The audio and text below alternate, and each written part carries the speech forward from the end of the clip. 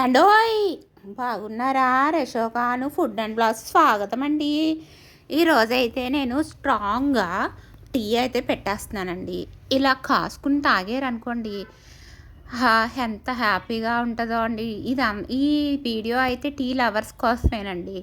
పొద్దుటి టీ పడిపోవాలి, సాయంత్రం సాయంత్రం టీ పడిపోవాలి, లేకపోతే ఏదోలా అయిపోతుందండి బాబు. మనసు టీ తాగలేదు అనుకుంటానే ఉంటుంది. కాబట్టి చక్కగా చిక్కడి పాలు, గేదె పాలు తీసుకున్నానండి నేను. గేదె పాలలోని కొద్దిగాని ఈ టీ పొడి వేసేయాలండి. ఇది వరకు చిన్న చిన్న చెంచాలతో వేస్తే స్ట్రాంగ్గా దిగిపోయేది. ఇప్పుడు పెద్ద చెంచాలతో వేయాల్సి వస్తుంది. దాంట్లోనే కొద్దిగా అల్లం ముక్క 1 ఇంచు అల్లం ముక్క అయితే వేసేసుకున్నానండి. అల్లం ముక్క వేసుకుంటే టీ సూపర్గా అదుర్సుగా ఉంటుందండి. 1 ఇలాచీ వేసానండి. ఇంకోటి కూడా వేసానండి, అదేంటో చెప్తాను ఉండండి.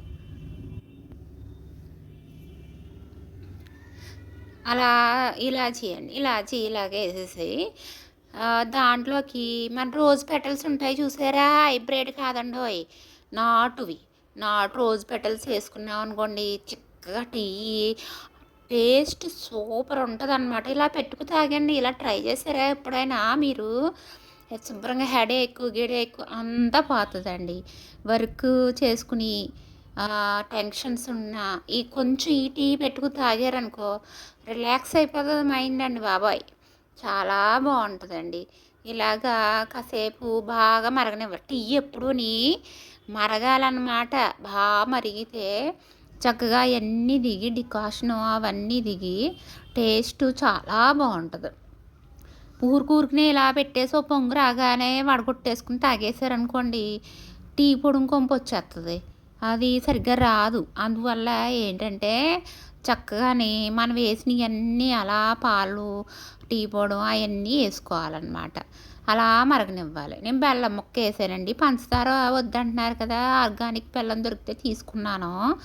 అది కేజీ 100 రూపాయలు అంటండి బాబా. చిన్న ముక్క వేసాను దాంట్లోని. బోల్ డబ్బులు అయిపోతున్నాయి, కానీ టేస్ట్ బాగుంది. చాలా బాగుంది. బెల్లం అయితే బాగుందిలేండి. రేట్ అయితే అయ్యింది, కానీ మంచి టేస్ట్ వస్తే చాలు కదండి నాలుగుకి.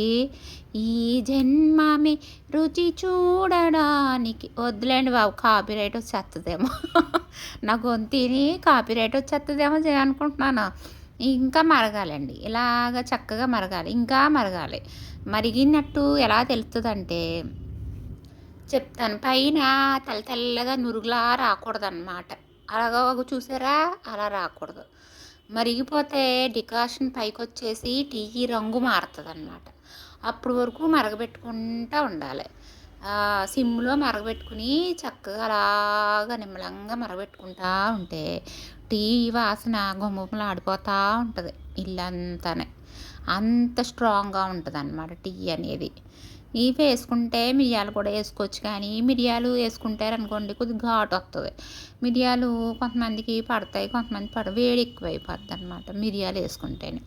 అదే మనం అల్లం ముక్క వేసుకున్నాం కాబట్టి టేస్టు ఆ డైజెషన్కి మంచిది, ఆ ఫ్లేవర్ దిగి బాగుంటుంది అనమాట. ఇంకొద్దిగా మరగాలండి. పైన అలాగా తెల్ల నొరగ ఉండకూడదు. మరిగితే నేను చూపిస్తానండి. అల్లా మనం వంట అనేది ఒక ఆర్ట్, ఒక కళా పోషణ అన్నమాట. కొంచెం మరిగిన తర్వాత అలాగా మనకి ఉండదు. అలాగ చూసారా పైన ఎలా రెడ్డిచ్చుకొచ్చిందో? గేదె పాలు కదా, అలాగా మీగడ కట్టేస్తుంది.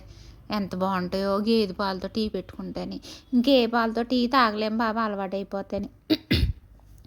ఇంతేనల్లా టీ తాగేయండి అలా అందరూనే.